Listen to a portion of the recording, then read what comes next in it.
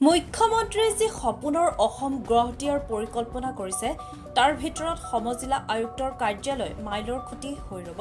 পূৰ্বে জিলা আয়ুক্তৰ কাৰ্যালয়ত যিসমূহ কাম হৈছিল বৰ্তমান সমজিলা আয়ুক্তৰ কাৰ্যালয়ত সেইসমূহ গুৰুত্বপূৰ্ণ কাম হ'ব।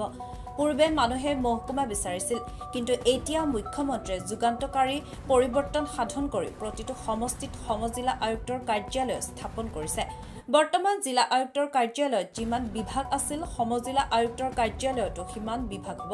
ইয়াৰ জৰিয়তে ৰাজ্যৰ যথেষ্ট উপকৃত হ'ব বুলি মন্তব্য কৰে স্বাস্থ্যমন্ত্ৰী অশোক সিংহলে। তেজপুৰ বিধানসভা সমষ্টিৰ বিধায়ক পৃথ্বীৰাজ ৰাভাই অনুষ্ঠানত উপস্থিত থাকি ভাষণ প্ৰদান কৰি স্থানীয় বিধায়ক তথা স্বাস্থ্যমন্ত্ৰী অশোক সিংহলে শোণিতপুৰ জিলাৰ ঢেকিয়াজুলিত বৰ্তমান শিক্ষা, স্বাস্থ্য, কৃষি, জলসিঞ্চন ইত্যাদি সকলো ক্ষেত্ৰতে উন্নয়ন সাধন কৰিছে বুলি মন্তব্য কৰে। সমজিলা আয়ুক্ত দুতিভা বৰাই আদৰণি ভাষণ প্ৰদান কৰে। গাম্ভীৰ্যপূৰ্ণ অনুষ্ঠানত ৫ শতাধিক ৰাইজ উপস্থিত থাকে।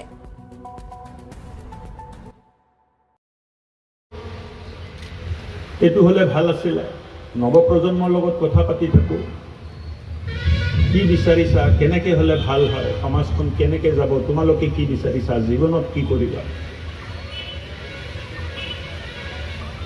10 বছৰ আগত মোৰো চিন্তাত নাছিল যে ঢেকিয়াজুলিও সমজিলা হ'ব। প্ৰশাসনৰ সুব্যৱস্থা কৰিবৰ কাৰণে এই সমজিলা গঠন কৰা হৈছে। আজি এই অনুষ্ঠানত ঢেকিয়াজুলিৰ পৰা সদিদৈমাৰীৰ ৰিপৰ্ট, মহাজাতি 24 লাইভ।